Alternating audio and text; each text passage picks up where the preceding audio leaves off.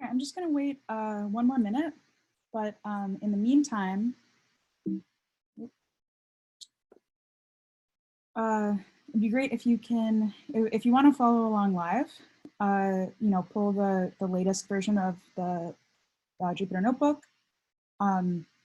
Make sure you have everything installed that you need to have installed. I think all of this, if you've been to the lectures previously, all of this should already be installed, except for this last thing here, which is a package that makes it really easy to grab data from this consortium called CPTAC, which is like a proteomics follow-up to the TCGA. So we're going to be working with some of that data today, some proteomics data. Yes, so if you install, it would be good to install CPTAC and then go into the Jupyter Notebook and run at least the cells that have this, these two lines, because downloading this data is going to take a couple minutes. But I'll just wait one more minute before starting talking about machine learning.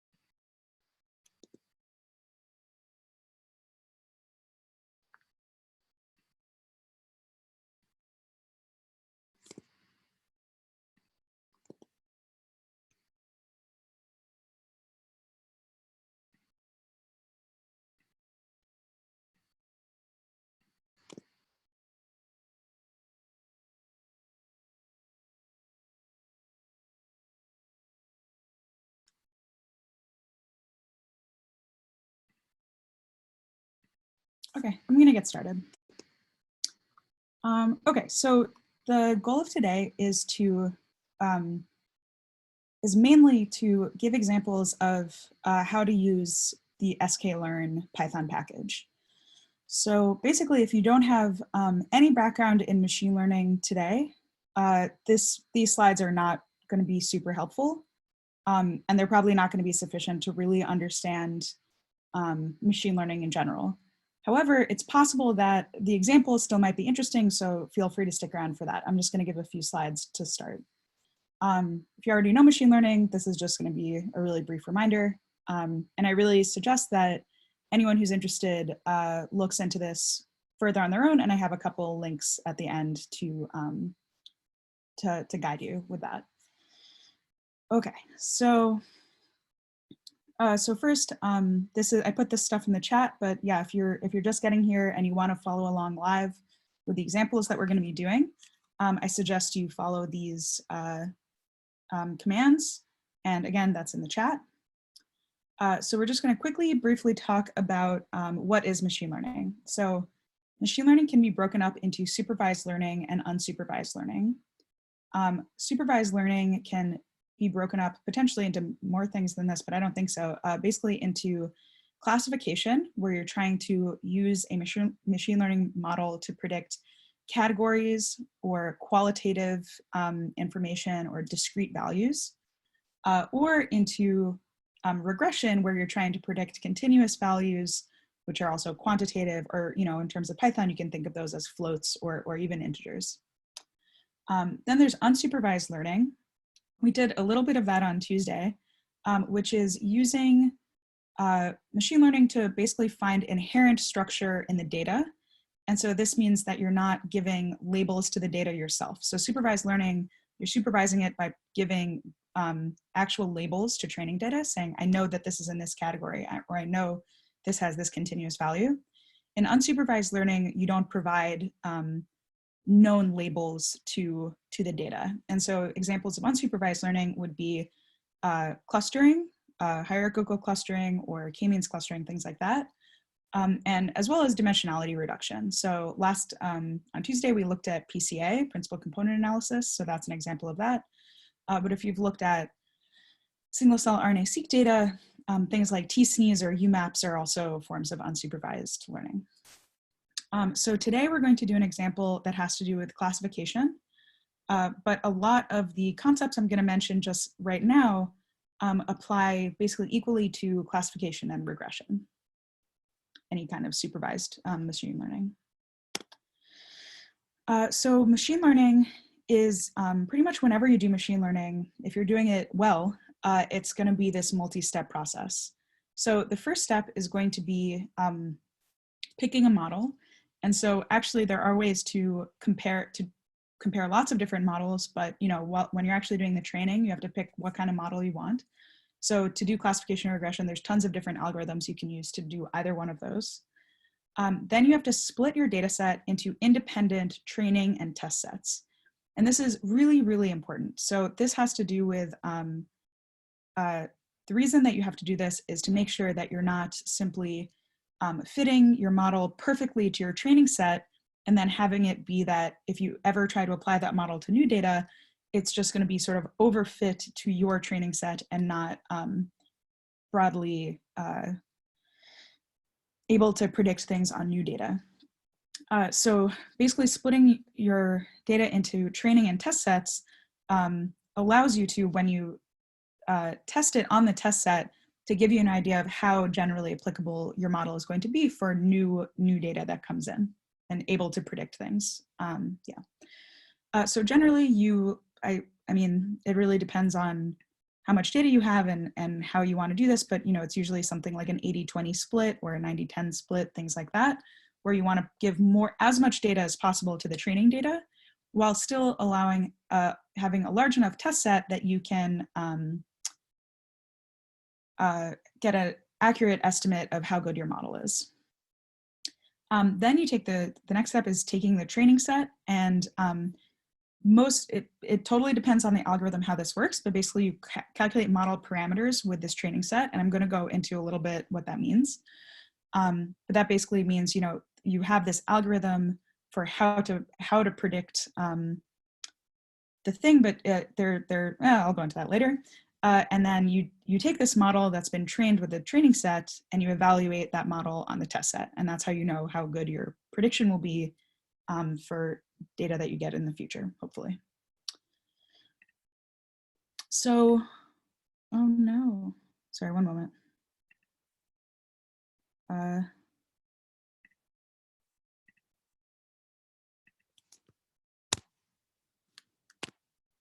Okay, so let's say you have data like this. So this is, let's say we have the expression of hemoglobin in blood. This is, I don't know anything about hemoglobin or O2 levels in blood, so I apologize if this example doesn't make much sense. Let's say you have the RNA expression of hemoglobin in RNA-seq from blood. And in your training data, you have this data set where you're trying to, where you have the known levels of oxygen saturation in the blood. So what you could do is say, okay, we want to, let's say we have RNA-seq from lots of different patients, but we don't know the O2 levels in their blood. We want to build a linear model that can take just the RNA expression of hemoglobin and predict the O2 levels with good confidence that we know the O2 levels. So this would be a very simple example of linear regression. It would be a single parameter linear regression. And basically you're trying to build this red line here. And the slope of this red line represents how much the target, or the thing you're trying to predict, depends on your feature, right? So the higher this slope is, the more this, the value of this target really depends on your feature. So if this were completely flat, this would mean that O2 levels in the blood have nothing to do with the expression of hemoglobin, and therefore you cannot really predict O2 levels based on hemoglobin, right? But here in this fake example, this slope is greater than 0. The other thing that will affect how good this model is the error that you can calculate from your training set, and actually from your test set as well, because that's your final evaluation of your model. So the error is, so this linear model right here, going back to functions from high school, this is y, this target value is y equals mx plus b, right? So m here is the slope of this line. And what you can do is you can calculate, based on this line, what you would actually predict the O2 levels to be based on the feature expression, right? So the difference between what the prediction is and what the actual level is in your, based on your model at any point is called the error. And there's different ways to put that together. So usually people use mean squared error. The reason you square it is because some of these differences will be positive, some of them will be negative. There's another really common error function that takes the absolute value of the errors and then adds those together. So again, you just need all the errors to be positive when you're adding them up together. And so that's going to represent the error of your model. So you can imagine trying to fit basically a best fit line. So linear regression with one feature is basically a best fit line, right? It's the same line you would draw for a Pearson correlation. And you can imagine fitting that on some training data, fitting the best fit line on your training data. You have your error for your training data. And then you can have your held out points that you had in your test data. And you can also calculate the error for the test data. And so that is that's making sure that you didn't just fit the line too perfectly to your training data and that it actually represents a good prediction for your test data as well, or whatever that value is. All right, let me pause here for 10 seconds and let's just see, do people have questions here? Yeah, do people have questions at this point? Terms you should be comfortable with are linear regression, linear model, parameter. So the parameter here is the slope, the m from the mx plus b. Training error, test error, test set, training set, things like that. Hopefully those are clear. Okay, I don't see any questions. Okay, so let's talk about so you can fit this line for linear regression. You can actually calculate, a powerful computer for almost any number of features can calculate exactly what this line should be that best fits the training data. However, the more features you're trying to fit, so let's say we have two features, we're trying to predict O2 levels based on age and the expression of hemoglobin in the blood. So now this is going to be a linear model in 2 dimensions, right? Or in 3 dimensions, rather. You can think of it, you can keep adding features and you're training this line in n-dimensional space. And now this is very hard to calculate directly. And there are other kinds of regression and classification problems where you just simply cannot calculate it exactly what the answer is going to be. So to do that instead, there's different algorithms that basically take an iterative approach. And so this is what this is trying to sort of show here. So over here on the right, this is, pretend that this is the x-axis here is the feature and the y-axis here is the target. And so what some algorithms will do is they'll just make a guess. What's the slope? What's the m for the mx plus b, right? And just calculate the error and see how that goes. So here, what this is trying to show is the landscape of the training error. So here, this is actually an example where there's 2 different features. So let's say there's a feature on the x-axis and a feature on the y-axis. Here, this is showing what the error would be if you give a higher or lower parameter to the x-axis feature or a higher or lower parameter to the y-axis feature. So basically, this is like, as you go to the right here, the slope for the x-axis feature is going up, up, up, up, up. As you go to the left, the slope for the x-axis feature is going down, down, down, and same thing for the y-axis. And then what these circles represent is the amount of error that you're getting with each combination of parameters for the 2 features. So here you're getting 8 error, 7 error, 6 error, 5 error. And so basically down here, whatever these 2 parameters is, this location right here, that's the perfect model. That is as good as you can get. What else do I want to say about this? Oh, just here that the units are very arbitrary, right? It all depends on what the units of the thing you're trying to predict are. So it's sometimes you can get,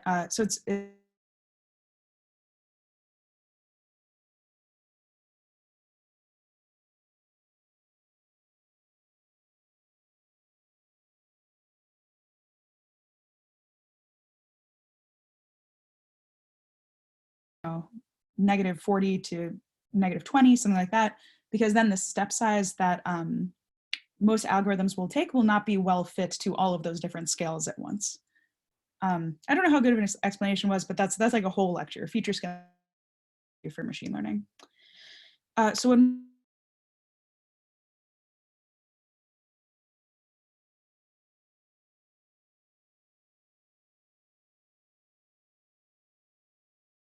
through the calculation, the model has measured that the error is going down, right? So what it can do, what it can do is say, okay, changing the model like this was a good idea. Let's keep going in that direction. So here it noticed that the error is going down, like basically it'll sort of keep doing this in an iterative way until it gets to a great model with a very low error. So you can imagine this as kind of, for linear regression, it's literally a parabola. And basically most algorithms can tell when they're getting to the bottom of the parabola. Okay, so that was regression, right? So the exact same process can happen for classification. So in classification here, imagine these 2 points. Again, we have some feature on the x-axis, some feature on the y-axis. Let's say this is age is on the y-axis and hemoglobin RNA levels on the x-axis, and we're trying to predict if someone has COPD or something like that, right? So maybe low hemoglobin, that might not make any sense. If someone's having trouble breathing, this is too real. Okay, some disease state. So maybe low hemoglobin and high age, it seems to be predictive of this disease state, right? So for all classification does is these different algorithms, instead of trying to fit a regression line that's a best fit line, they're trying to fit a decision line that is the best at separating whatever your different classes are. And again, you can have many classes, and this can be happening in n-dimensional space. And so fitting this line is challenging, and that's why you need these iterative algorithms. And that's pretty much what different machine learning algorithms are. Okay, what's next here? Okay, so let's go into a little bit more vocabulary. So let's just say that we have our, as we're going to do today, we have a classification problem here on the left. So we're trying to, with 2 features on the x and y axis, we're trying to predict if a sample is going to be red or a sample is going to be blue. And and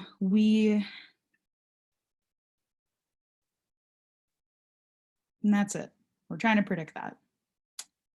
Yeah, all right. So basically we can, is this okay to skip ahead? Okay, I'll skip to this slide, sorry. So let's say we draw, probably a good machine learning algorithm is going to be able to draw a line right here, and that's going to be great. But let's say we just draw this line here, this linear decision boundary. So now we're going to do, what we can do is we can calculate the, or rather label the success of this particular model. And changing this line, again, is how most algorithms are going to figure out what the best line is. So maybe this is a first guess, right? So what you can do is you can go through and say, okay, this is gonna predict everything on the left is red, everything on the right is blue. So we have 1, 2, 3, 4, 5, 6, 7 reds that are predicted as red. On the right, we have 1 that's predicted as red, but is actually blue.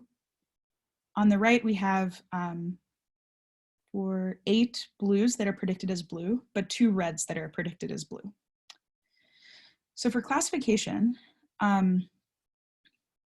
you can have these 4 different categories of different, basically successes or failures of your model. And this matrix here is called a confusion matrix.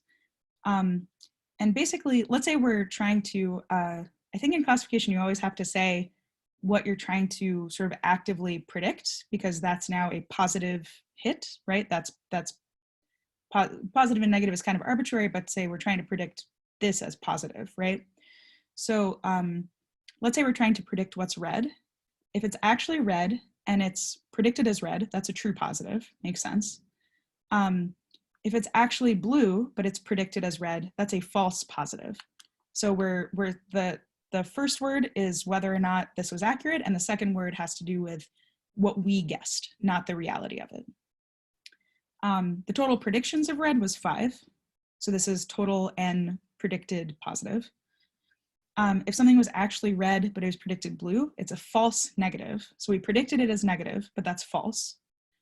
And again, if something's actually blue and predicted as blue, that's a true negative. So it was negative, but we predicted as negative, true negative. So this is a confusion matrix, and that's the meaning of these 4 different false and positive negative terms. And basically, once you know these terms, you can make sense of a ton of other vocabulary in machine learning. So let's go through a little bit more of that. So we can look at the accuracy, and the accuracy is basically the number of reds, the number of correct guesses we made over all the guesses we made. So the true positives plus the true negatives over all the guesses. Great. I'm learning these too. All right. The error is the inverse of the accuracy. So all of the false positives plus all of the false negatives over all the guesses we made, or 1 minus the accuracy. Great. The sensitivity is the number of true positives that we got over all of the positives that were there. So this is really important for, let's say you're trying to predict a disease state that needs an immediate intervention, right? You need your sensitivity to be, and the intervention is extremely safe, right? So you don't mind necessarily giving that intervention to people who are not sick with that thing, but if people are sick with that thing, you absolutely need to give that intervention. Then you need really, really high sensitivity, right? So you need to make sure that you're capturing all of the positive cases out of all the positive cases that there are. So this is really important for that. The specificity is kind of the inverse of that. This is the number of, this is like sensitivity and specificity are 2 sides of the same coin, just depending on which, red or blue you call as positive, right? So this is, this would be like if your intervention is not that great or like not that life-saving for your disease state, but is actually really, really dangerous, you would want very high sensitivity, specificity. Sorry, this is a little typo. Specificity where you're not calling things as negative. So you're not calling things as positive if they are negative. I always have to look these up, just so you know. Then we have our precision. This is the number of positive, true positives that we have over all of the positive guesses that we make. This is a metric that comes up again and again. So this is, yeah, again, if you're, depending on what you need your model to do, different things like precision, specificity, and sensitivity are really important to look at. And your recall is the number of true positives over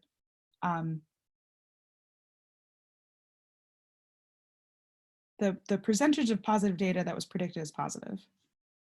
That's confusing, sorry. I thought that would be the same as sensitivity. I apologize. We'll have to work on this together.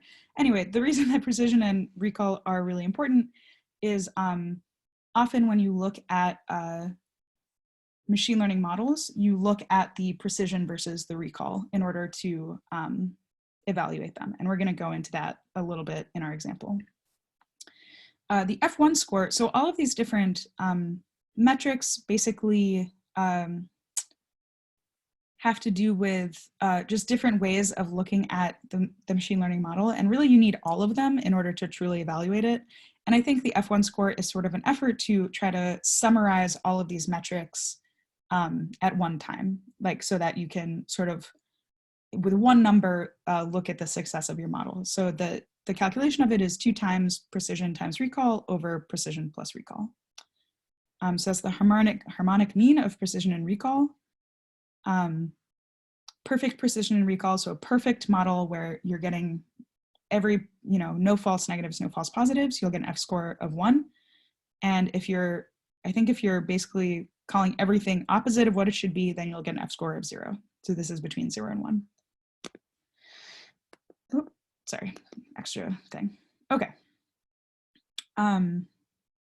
Okay, so let's look at ROC curves. So ROC curves are stands for receiver operator characteristic. I think Anna Yeaton was telling me that it has to do with how good some position in the army was in World War II, something like that, some receiver operators, something like that. So that's sort of like an, I don't know, holdover term. But what it is it's plotting the false positive rate versus the true positive rate based on different thresholds of how you want to call your classification. So let's look at this to make that a little bit clearer. So when you're doing classification, you don't actually, what you get from the model isn't actually, it doesn't actually directly say this is positive, this is negative. What it does is it gives you a value that you can then map onto how confident you are that it is a positive or a negative value. So basically that's a score. And often with logistic regression, I think you can think of, I guess here this logistic regression was centered around 0.5. And so you can think of any value above 0.5 as indicating that that sample is likely in the classification 1 or the category 1. And any value below 0.5, you can think that it's that sample is classification 0, right? So this is the score from the logistic regression, and this is the actual category that sample was from. So basically what you can do is you can, I was saying this as 0.5, that logistic regression, this is sort of centered around 0.5, but you can move that threshold up and down, and you can move that threshold up and down based on how much you need to get only true positives versus how much you're willing to tolerate some false positives, and vice versa with false negatives and true negatives, right? So basically, as you move this red line, let's say this red line started at 0, that would be this first dot here, and you can calculate the false positive rate and the true positive rate.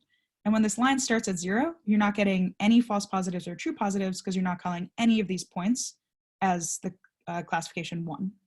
So basically here we're saying everything below, or the classification 0. So anything below the line we'll say is the classification 0, anything above the line is classification 1. As we move this red line slowly up, we start getting a lot of these true positives here, right? So the true positive rate goes up really, really fast. Basically, once we start hitting a line around here, we start getting some false positives, right? So that's why these dots start to move sort of to the right. They're definitely getting more true positives than they are false positives, but as we go up, it's starting to go to the right, right? And basically, as this line goes all the way to the top, we're calling all of the true positives, after it hits that dot there, we get this true positive rate of 1, but we're also calling all of the negative cases as positive, right? So that's a false positive rate of 1 as well. So that's ROC curves. And basically what you want in a machine learning model is to be able to call all the true positives and no false positives. So what you want is for this curve to go zooming all the way to the top here and then flatten out there. And so that would be, what we do is we calculate the area under this curve, or the AUC. And if this has an AUC of 1, it means that this curve is going all the way to the top to 1 and then over in a flat way. So the closer a curve is to just, right angle like that, the better the machine learning model, and the higher the AUC, the area under the curve, and sometimes called the area AUROC, area under the receiver operator characteristic. Okay, I'm gonna stop with this. This is definitely something to maybe come back to if this wasn't clear, because I think these graphs are, it's easy to get the gut understanding that you want this curve to be up here, you want an area under it to be 1, but I think it's a little hard to understand this concept of moving the threshold and calculating the true positive and false positive rate at each point. Okay, so let's talk about bias versus variance, which is really talking about overfitting and underfitting. So if you have a machine learning model, let's say this is your training set, and you have X is a feature and Y is something you'd like to predict. basically you can, depending on the feature engineering that you do or the model that you choose, you should actually always be able to get a machine learning model that has a training error, so training error just on the training data, training error of 0. Meaning that really what this means is that even with just linear regression, what you can keep doing is adding not just this feature x, but you can add x squared, x cubed, x to the 4th, x to the 5th, x to the 6th, x to the 7th, et cetera, et cetera. And I think it's, maybe someone can correct me, but I think it's basically if you add all those polynomials to the number, either the number of training samples you have or the number of training samples you have -1, I think it's that one. Yeah, number of training samples you have -1. If you add all those polynomials, you'll be able to fit a perfect linear model, training error of 0. The issue is that probably you don't want to do that, right? So with data like this, probably just maybe adding x squared would help. It'll give you that curve, but having a model that fits your training data perfectly is going to be really bad at predicting test data. So that's called high variance or overfitting. High bias has to do with not including enough features or having a very strict model. So both of those can lead to high bias. So for instance, let's say you have data like this and you just use linear regression with no feature engineering.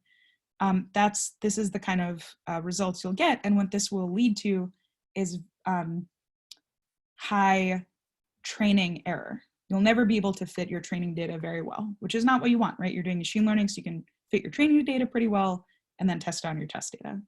So here with high variance, you get very low training error, very high test error.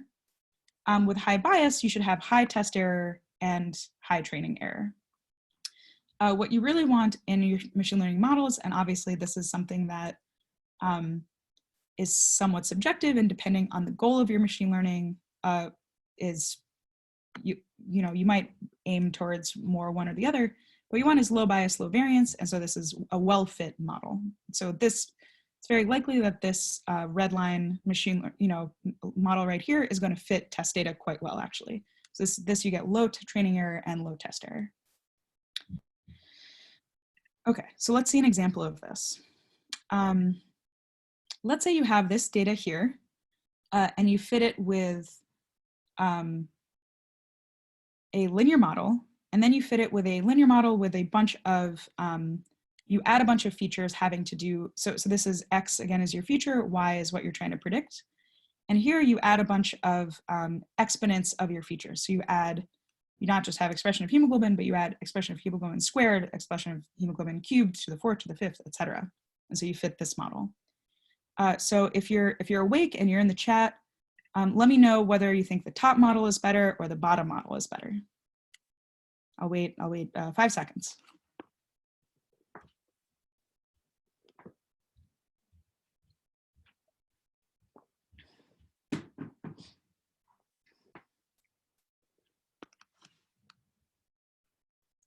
Awesome. That would also be my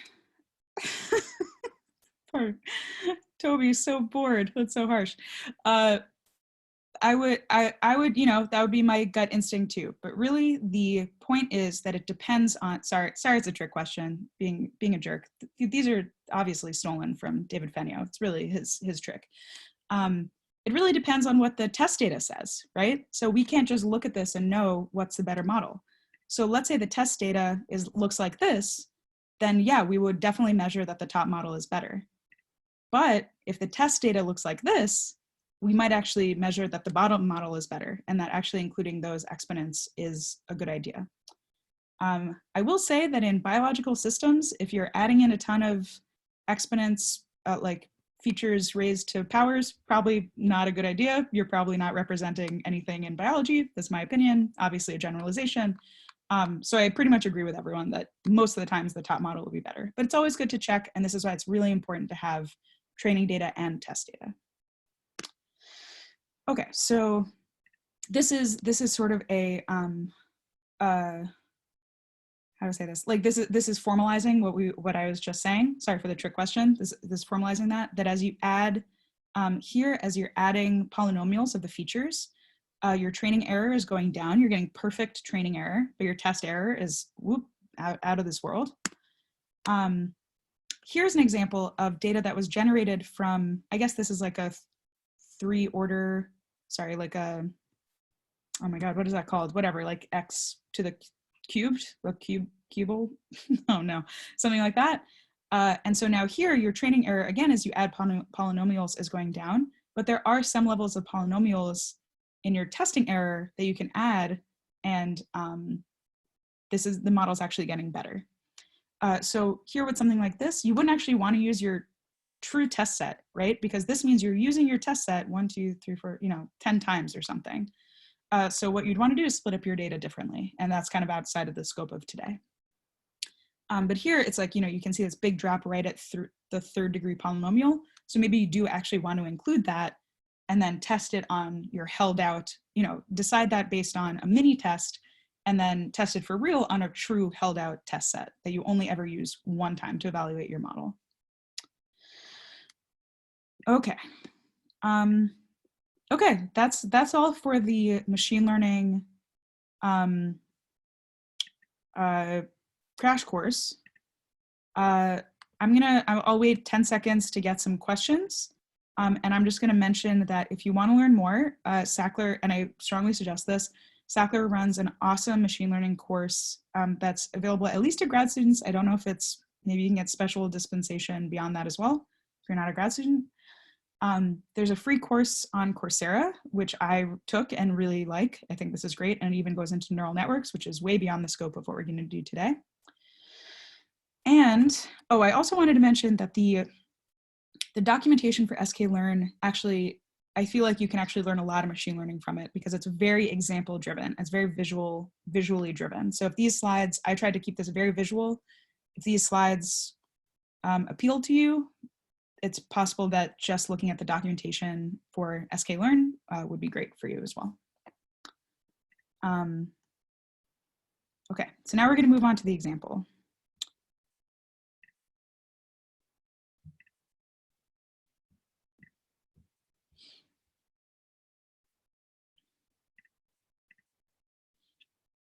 Okay, can you guys see these slides?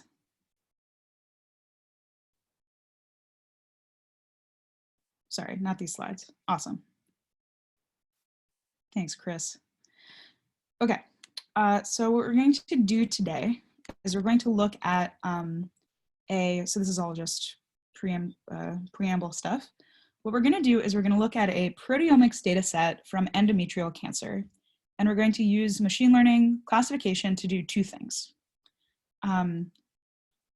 So again, to start, we're going to import pandas, numpy, matplotlib.pyplot as plot for some visuals, seaborn as SNS. From SKlearn, we're going to import decomposition, which we're going to use to look at PCAs, model selection, preprocessing, linear model, and impute, which we all need for this stuff. And then from metrics, we're going to import accuracy score, ROC curve, AUC, and confusion matrix, which hopefully should all be terms everyone understands now. And again, I just set these two things so that things look the way I like and also save successfully. Okay, so now we're going to import data from, how are we doing on time? Good, okay. We're gonna import data from CPTAC. Hopefully if you guys are following along, you already did this part. So we're gonna import CPTAC. All these data sets will be available eventually, and a lot of them are available right now. We're gonna do cptac.download the endometrial data set. We're gonna instantiate it there. Oh, so this is a great package that's made by the Sam Payne's lab at BYU. And it's a glorious thing that takes all of these data sets from CPTAC and makes them immediately downloadable and accessible through Python. So it's awesome. And what CPTAC does is what the consortium does is takes a cancer type and collects about 100 samples of that cancer type, and then performs DNA sequencing, RNA sequencing, mass spec-based proteomics, phosphoproteomics, and sometimes acetyl proteomics. full name for CP, it should just be CPTech. All right, hopefully someone, one of the TAs can help with the installation issues. And so we can just grab all that data directly from this package. And yeah, so let's grab some of the data and then look at how we can use machine learning to ask biological questions with this data. So first, I'm grabbing the clinical data, sample types, and that's about it. So clinical data is stuff like this. So it's yeah, data that a clinician would be able to get from these different samples. And specifically the thing that we want most is this proteomics tumor normals. So this data set includes some tumor samples, but also includes some normal samples. We're also going to get derived molecular features because this is one of the things that we're going to try to predict. And derived molecular features are things like expression of these different proteins, the number of mutations from the DNA sequencing, things like that. And specifically, the thing that we are going to try to predict is this genomic subtype, and specifically the microsatellite instability high subtype. We're going to try to predict that. The other thing we're going to try to predict that using proteomics data. So here we have df equals n dot get proteomics. Okay, and so this is what the proteomics data looks like. This is already, so on Tuesday, we dealt with data frames that were samples as columns versus features as rows. This is transposed from that, and that's, so this is actually perfectly ready for machine learning. Again, most machine learning software and a lot of other statistical data packages and things like that assume that features, samples are rows and features are columns. So this is what the data looks like. Here's the top 5 samples. We can also sample 5 rows just to see, you know, what these things start looking like. So here's an example where now this sample name has .n at the end.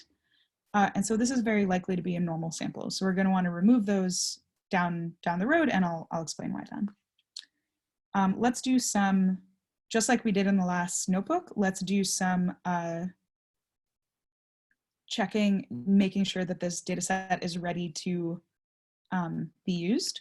So here, again, we're looking for duplicated genes in the, duplicated samples in the index, duplicated genes in the columns.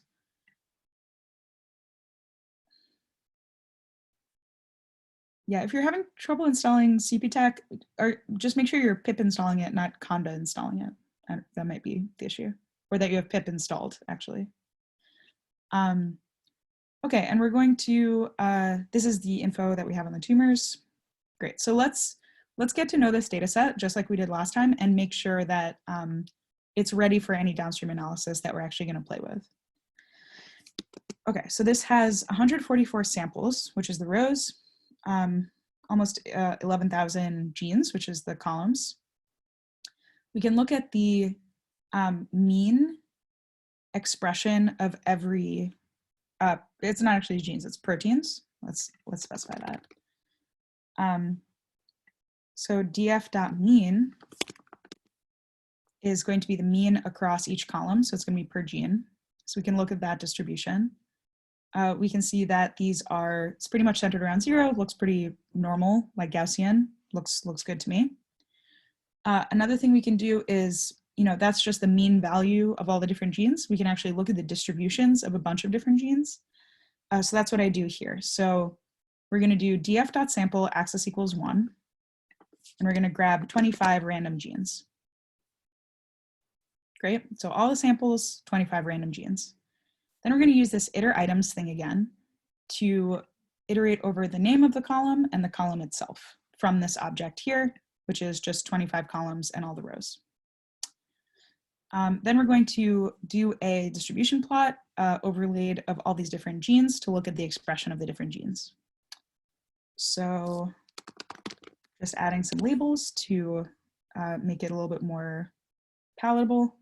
But basically, I mean, every time we run this, it'll change a little bit, but basically it looks like all the genes are not quite z-scored because they have different ranges, but they're all centered around 0. I happen to know that they're all log-2'd, and they look pretty good to me. So now we're going to do the same thing with the rows to look at the different samples. To grab different rows, you use this iter_rows method on the data frame. So the sample name and the row, and we're going to look at the distribution again. And again, these all look here. Let's zoom in a little bit.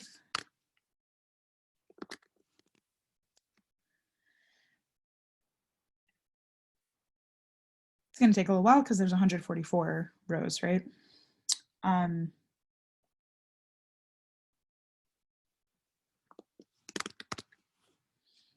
have that for next time. It's taking a second. Okay, yeah, so these look really normally distributed, really well normalized. All their medians are centered. They largely do not have like weird lumps to one side that has to do with like poor coverage on tons of proteins, right? And I want to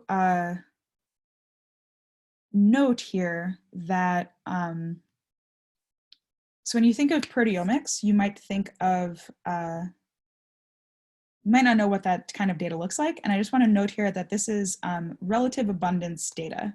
So this is, I believe it's TMT plexed proteomics data. And that's why we have these continuous values. So if you actually look at, so this isn't like spectral counts or anything, there's no counts here. This is all actually relative abundance for between each samples, between the samples, saying what the abundance is in that sample compared to a common reference sample. And then we take the log2 of that, so you can literally think of a one-step change as a twofold difference in protein expression data in this data set. There are definitely missing values, but other than that, it's, you know, lots of really nice normally distributed things because we're all looking at log2 ratios of stuff. Okay, so let's look at the missing values. There are definitely missing values. So we're gonna take this df.isNull, and it's gonna retrieve, it's gonna give you a big data frame saying whether or not the value is a missing value. And then we're gonna we're gonna look at how many genes, how many missing values per gene. So we're gonna take the sum. So what's nice in Python is that false is, basically you can do mathematical operations onto bools, and false will read as 0 and true will read as 1. So we don't need to convert this to anything. We can just say .sum. And now this will give us the number of missing values per gene in the whole data set.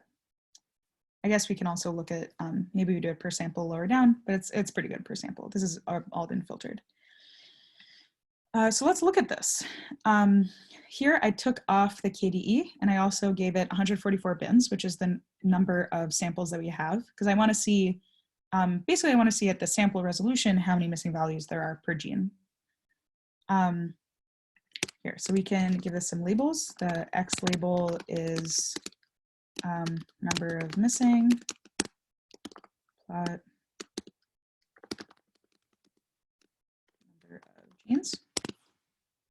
We see this kind of interesting pattern, right? It looks like there's some weird periodicity to this. So this is a sort of thing that, you know, when you're exploring a data set, something like this should really give you pause. You should really stop and try to figure out what's going on here. Because I'm familiar with this data set, I think I know the answer to why this is happening. So what we can do is we can look at the experimental design, and we can look at the plexes. So basically what I think this likely is a batch effect. So from the nature of proteomics, what happens is if a peptide is not measured in the reference sample, the entire plex has a missing value for that peptide because there's no common reference, right? So depending on how the samples were grouped when they were run through the mass spec with the common reference sample, there's gonna be a certain periodicity to the missing values there. So what we can do is we can use this value counts thing on the proteomics TMT plex. You can see that there's a lot of 9 plexes, some 8 plexes, a 7 and a 6. These are all the different names of the plexes. And if you went back here and counted, you could see that these are about 7 or 8 missing values wide. So that's likely the explanation. Maybe a good challenge would be to prove to yourself that this is a batch effect.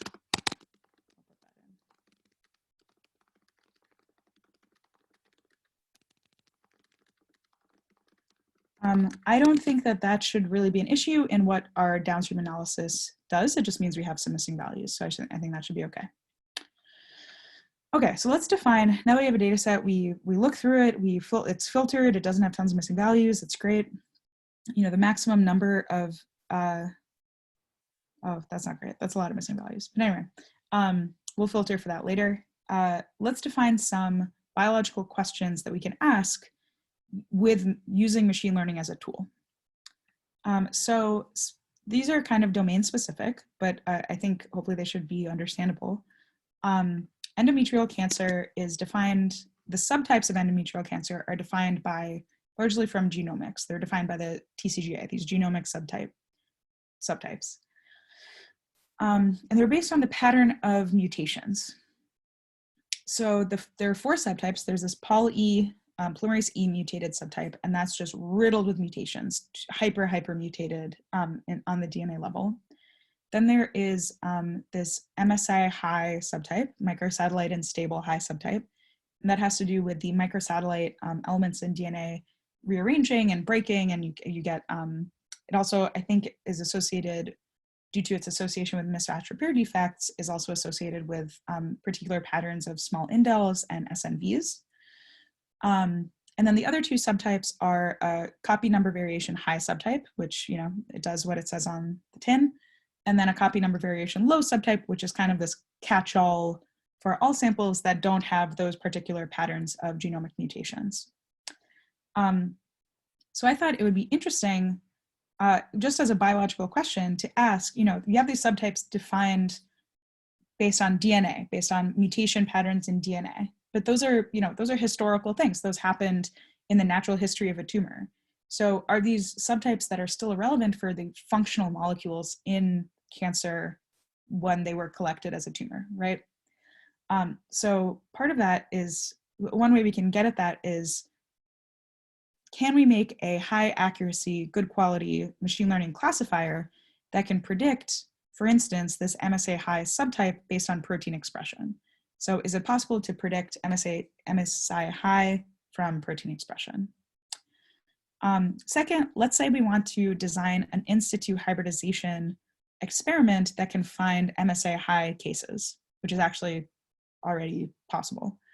What we can do is we can use feature weights or parameters, right? The slopes and as well as basically the coefficients between, you know, features and the classification we're trying to make. And can we find proteins whose expression are the most predictive of this MSI high genomic phenotype? So let's use SKlearn to answer these questions.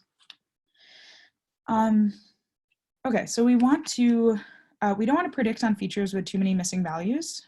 In fact, no missing values are tolerated in the machine learning approaches that I'm going to use here, and also in most machine learning algorithms that are provided in SKlearn.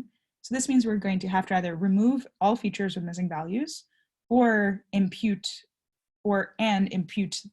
remaining missing values if we leave some in there. So you definitely don't want to leave features in there that have tons of missing values, because you're going to be imputing all of it, which is not great. Also, again, the more features you have, the more opportunity there is for overfitting. So we want to remove features that have many missing values. Similar to that, features without much variation are likely to be not informative, right? So if they don't vary between samples, how could they possibly help you predict anything between samples? And so this will, and again, you want to remove features that are not going to be helpful. So let's remove features with low variance. And then again, machine learning algorithms cannot tolerate any missing values, so we're going to impute the remaining missing values. Okay, so just to make sure that I'm going to leave df as a variable alone, so we always have a raw copy of the data. So I'm going to copy it into this data variable. The issue, if you don't use this copy, if you just do this, the issue is that I believe this is the case. I think I've gotten caught with this before, that then when you do stuff to data, you're actually still doing stuff to df, and df is not saved as a separate clean variable. So you actually have to do this, this dot copy thing. Okay, so same shape, looking great. So now let's use this. Let's get rid of features with high levels of missing values. So what we can do is we can say, I can say, okay, if a gene is missing in 50% of the samples or more, I do not want to keep that feature. So len of data is the number of samples we have. Len of data times 0.5 is 72. And I'm just in case that, just in case this was an odd number, and also so this code is more reusable in the future, I'm going to make sure to convert that to int, because you know, it doesn't make sense to have a threshold of 72.5 values. That I don't think that's allowed. Then we're going to pass this axis equals 1 thing, because we want to drop columns, not rows. Okay, so we filtered there. Let's check out the shape now. Okay, so we went from 11,000 to a little less than 10,000. So great, we dropped some uninformative genes because they were missing, mostly missing. Okay, so for the rest of the missing values, we're going to impute them using k-nearest neighbors imputation. What k-nearest neighbors imputation is, I believe, is it'll take, basically it'll calculate the distance between a given sample and all of its neighboring samples in Euclidean space with n, you know, all the features that you have. And it'll take the nearest k nearest neighbors. So in this case, I'm choosing 3 nearest neighbors. And then I think it'll give you the mean value of those 3. And so if the feature is available for those 3 samples. So you'll notice that this structure is very consistent with how the PCA was before, right? You have this, really this is, you know, sklearn.impute. So we have this impute thing. We create this KNN imputer. This is a class, so we instantiate the model. Then we can fit transform our data. And now this gives us, this actually, because we say not just fit, but fit transform, this will actually output imputed data. And if we were to just run this, this might take a minute. Oh no, it's fine. Okay, so we get this NumPy array, which is fine.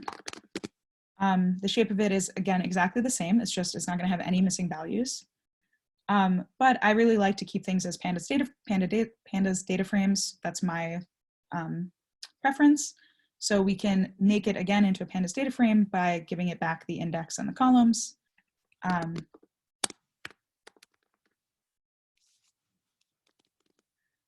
So we have that back. And now if we do is null, you know, it's hard to know for sure if there's any trues, so we can say sum, and then we can actually say sum again. So there's no missing values. Great. There's probably an easier line to do this, but this is how I do it. Okay, so we also,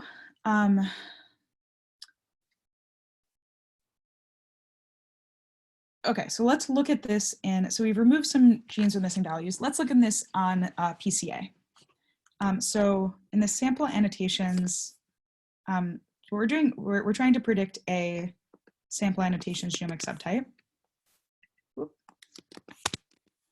And so, oh, I already ran this, sorry, but these were missing values before. And so what I did here is I said, in the sample annotations table, anytime that the genomic, for any rows that the genomic subtype is null, grab the column that is a genomic subtype and set it to normal tissue. So this is a good way to fill in missing values sometimes. Okay, so now we're going to do a PCA just to check out our samples. We have our imputed data, which has all of this stuff. And we're going to instantiate the PCA model with 2 components. We're going to fit transform our imputed data that way, put it back into a data frame. And then we're going to add in the genomics subtype so that we can color by that in our LM plot. So this is all some very similar stuff to Tuesday. Then for our PCA, we're going to plot the values in PC1 for each sample. Okay, we can also look at what this looks like. So this is, again, all of our samples.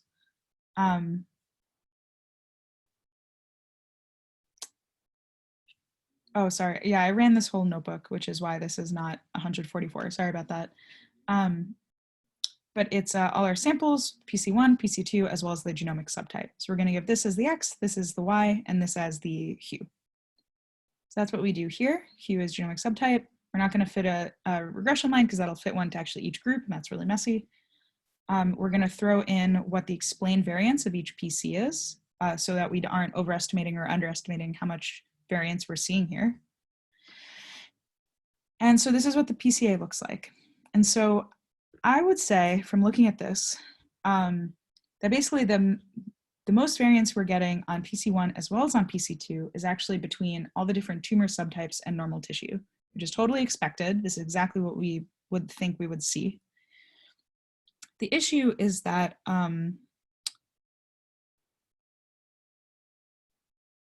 what is the issue? The issue is that basically what we want is to predict the subtype, right? So we don't really want to throw in this normal tissue here that might just add an enormous amount of variance to our data, but not variance that we can use to actually predict the subtype. It's just variance we can use to predict normal versus tumor. So I think that it's better to remove, filter just for samples that are tumors. We call these sample types way up here with this group by. So here, sample types is clinical data, group by this. So this will just be tumor or normal. And then we grab the groups. So that's what the keys look like. There are all these different normal types, and then tumors are just tumor. And it's grabbing the indices of all the different samples that belong to that group. So we can use this sample types with the key tumor to grab our tumor samples. Okay, so here we are. So now we're just looking for, now we've subsetted this to tumor samples. We have imputed data, but just the tumors. If you really want to be rigorous with this, actually you should probably go back and just impute the data once you've subset to tumors also. Again, because I think my guess is you're sort of overcorrecting if you include the normals in there, but I don't know. That would be something that you would want to look into kind of in depth. But just for the sake of today, same process, and we're just going to look at the PCA just of the tumors.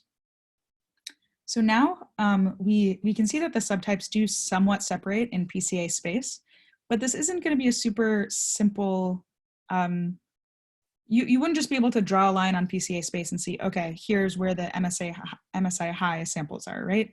They're spread and really intermingled in terms of their proteomics with the other subtypes. So let's see how well a classifier does with this. Okay. Oh, actually, I did go back and do this, right? Because really the important thing when we're filtering for missing values, really the important thing is that we don't have, is that the tumors do not have more than 50% missing values, right? Because that's all we're going to be predicting on. So we can do that exact same thing. We can grab from the data, which should be, yeah, from the data, it's not imputed, it's not PCA transformed, anything like that. We can grab just the tumors, do the same NA threshold. Again, do the instantiate a KNN imputer model, fit transform our data, and now that's our tumors data. So this would be a NumPy array, so I'm putting it back into a pandas array. And this looks pretty normal. Looks like just the tumors, everything with all the genes, except that it's been filtered for having at least 50 present values in the tumors. Okay, so now let's filter for high variance. I can't spell variance, that's fine. Okay, so for that, let's look at the standard deviation of every gene. So we only want genes with kind of a high standard deviation. So this is really important to not z-score your data before you do this, right? Because then the standard deviations will just be 1. Okay, so we have our standard deviations of each gene. This is going down columns. And we can look at the distribution of that. And this is not particularly scientific. This is something that really you should do in a more robust way. But what I did here is I sort of looked at this distribution and I said, okay, somewhere around here, I'm going to filter out those sort of low variance genes. So I just kind of eyeballed it, and you can plot a new line onto your plot by saying the start and end x value, and then the start and end y value. So I wanted a line that covered the entire y-axis. So I just said x.getYlen. And I decided around 0.3 of standard deviation is what we're going to filter out. So that's what I did here, right? So tumors.lock, give me all the rows, so all the samples, and then take the tumors where the standard deviation is above 0.3, just give me those samples, those columns. So that is, yeah, sorry, I ran this before, but so this is the shape that we're left with. So we're left with 7,000 features. And what we want to do is we just want to focus in on the classification that is either MSI high or not MSI high. So what we're going to do is we're going to, this could be called targets, this could be called labels, this is the value that we're trying to predict basically in our classifier. And what this looks like is we're saying for the samples, for the sample annotations, which let's remember what that looks like. That's like this. Only give me the tumors and grab the column that says that's the genomic subtype. So let's look at just what this looks like. Okay, so this is genomic subtype, right? So we can say, is this equal to MSI high? Now, if you, one quick side point is, sorry, just to address the question in the chat, you should absolutely remove samples with very low gene counts as well. This data set has already been filtered for that. So that's absolutely something that you should do before you go into machine learning, not throw in samples that are just not informative. That's a good idea.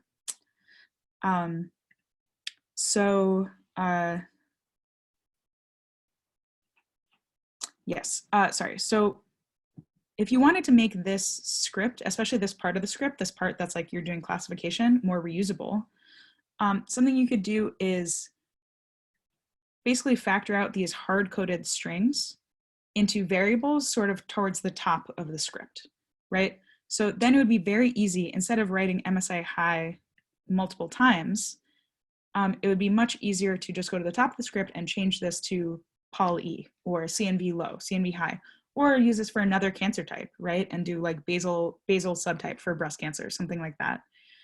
You can also factor out this column name, right? And replace that with a different categorical column name down the line. So these are ways to make your scripts more reusable. Okay, so we define these labels here. And now, now we need to split our data into training and test sets. So what we're going to use is this sklearn.modelselection.train-test-split function. We can give it our tumors and give it our labels and say how big, as a fraction, how big do we want the test set to be. So here we're doing an 80-20 split, so we're just saying 0.2 here. And what this will do is spit out the actual data for your training and test set and the labels for your training and test set. So when you're training, you're going to give X train and Y train. So we can look at what these look like. Right, so this is now a subset of your samples and all of your features. This is a subset, the labels for the subset of the samples. And then you're going to, we're going to use logistic regression to build a classifier. So this is something that I think if it's totally unclear to you how this works, I really suggest that you go in and you look at scikit-learn stuff. This is just sort of out of the scope of what we're doing here. But basically what it does is it'll help you draw that decision boundary. Though it won't draw a sharp boundary, it'll give you, again, it'll give you a score depending on for each location in your feature space. Okay, so we're going to instantiate our classifier, again, by calling linear model.linear regression. We're going to give it a particular random state to initialize with and a particular solver. I don't really know which one this is. This is something you'd have to go and dig into more and read about a little bit more. And then it's as simple as calling .fit on your training data. You just give it your the actual features versus samples, and then the sample labels. And you can give it sample weights as well if some samples you think matter more than others. And now, as you can see, this doesn't actually return anything. So what this is doing is assigning, training and assigning coefficients to the model, which is this object here. So this model doesn't hold your data. It's not holding other things like that. It's just training and defining coefficients for your features based on your training data. However, when you call, what you can do is you can also call predict. So now we've defined the coefficients, we've defined the model based on our training data, and that's all it takes. Literally one line, you've trained your model. Now you can predict on your test data, and that'll give you these predictions. So let's look at what those look like. So here, our predictions are, again, the question we're asking is this MSI high? Are these samples MSI high? We have false, false, false, false, false, true, false, false, right? The other thing we can do is not just call what the actual predictions are, but get the values of the decision function. So here, this sort of will automatically, I think it's centered around 0. Yeah, this is centered around 0. And basically what logistic regression will, in this from SKlearn will automatically do is say if the prediction score is below 0, predict false. If it's above 0, predict true. So here you can see these are the actual scores that logistic regression got and to lead to these predictions. And you can use this is a function from sklearn.metrics, right? And that you can give it the test labels and the predictions, and it'll tell you the accuracy score. So this is our accuracy score. And again, accuracy scores go from 0 to 1, with 1 being the best value. So our accuracy score here is really quite good. Another thing we can do is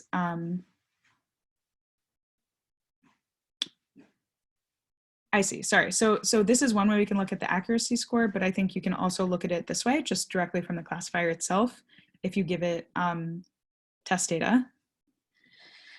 And we can, it's such a relief that SKlearn just has this stuff ready for you, where you can give it the test calls and the scores, as well as the actual labels for your test set, and call this ROC curve function, and it'll give you your false positive rate and your true positive rate for every score. So let's look at these. This is for every threshold that you can use for these different scores, or for a bunch of steps for possible thresholds for these scores, what your false positive rate is, and what your true positive rate is. And you can note that these are all, again, values between 0 and 1. You can use these false positive and true positive rates in this function called AUC to get your receiver operator characteristic area under the curve. And so this will just give you the number, what is the area under the curve for your ROC curve. So again, AUC of 1 is perfect. So AUC of 0.97, 0.98 is really excellent for this model.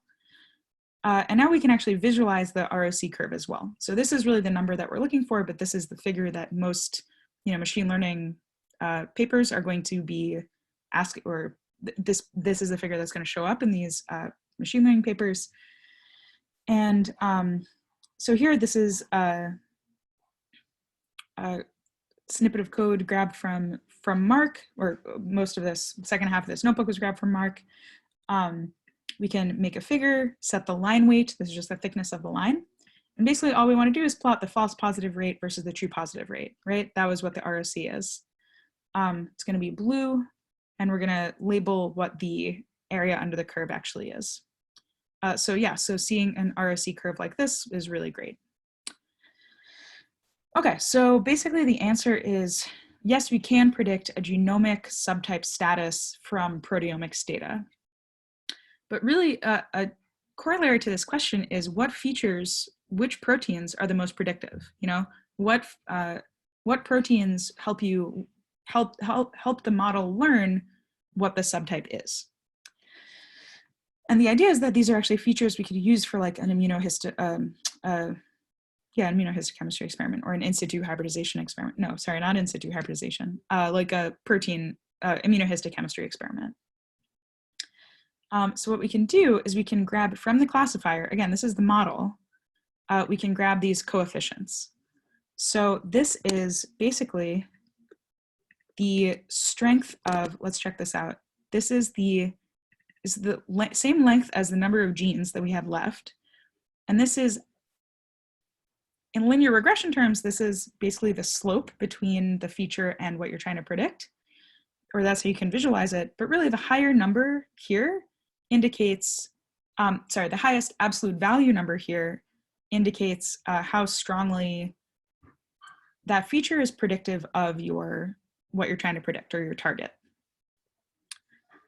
So we can grab these coefficients. I transposed this and I gave it the index of the tumor data frame. So this is the gene names, just so this is a little bit easier to see. And we can call this column coefficients. So this is just a one column data frame. And I want to sort the values by the coefficients. So this, for instance, would be this ordered list. For people who are familiar with GSEA analysis, you can give this ranked list to like a GSEA analysis, right? And now this is the most predictive and least predictive in order genes for your phenotype. The other thing we can do is grab the top negative predictors, which would be if we sort the coefficients by the value coefficients, we can take the top 5. So this is, here, let's see what this is. So again, this is the sorted coefficients. Sorry about this noise. We can just grab the index from this, and then we can grab just, oh, it's so loud, sorry. We can grab just the top 5 predictors. Then we can say top positive predictors do the same thing, but with -5 to the end.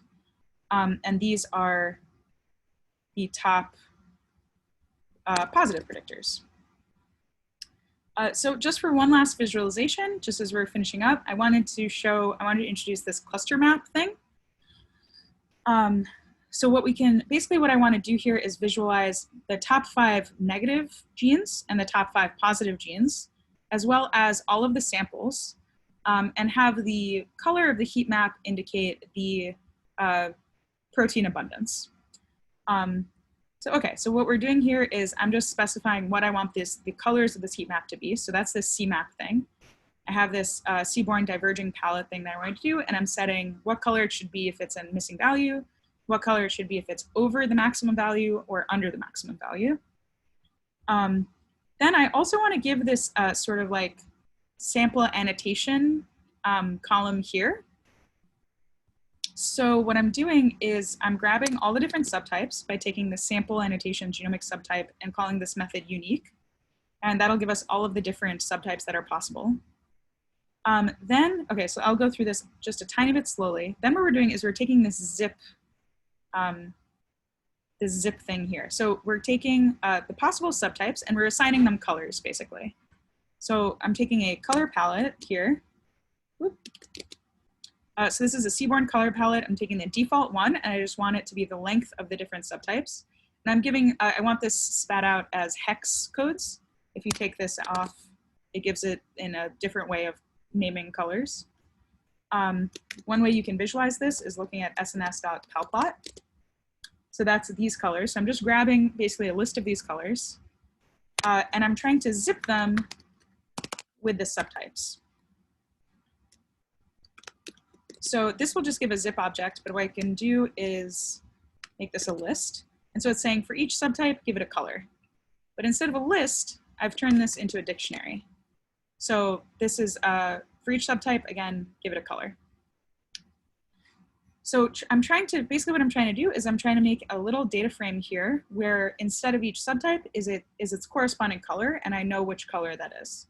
So we're grabbing, so now we have this dictionary, right? We're gonna take I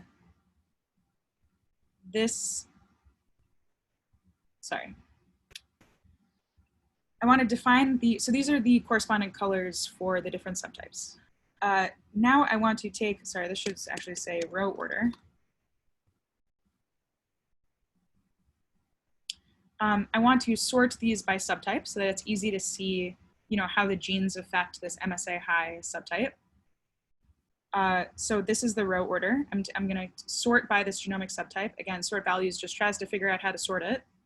And I'm taking the index of that. So this is just the samples sorted by the genomic subtype. Here, I'm just trying to make it easy to distinguish what subtypes are which. I'm putting in the imputed data. It needs to be imputed because cluster map, if I wanted to cluster this, basically, it can't tolerate missing values. And then it has this nice thing called row colors, and you can also do column colors. But for row colors, I'm going to take the sample annotations genomic subtype as a data frame, and I'm going to replace it with the colors. So replace is a thing that is going to take this dictionary, and anytime it finds a value that's the key in the dictionary, it's going to replace it with the value in the dictionary. So let's look at this. So we have this table, right? And we have this dictionary. And this is called colors. So what replace will do is it takes a dictionary, and anytime it finds MSI high, it'll replace it with this color. Anytime it finds CNV low, it'll replace it with this color.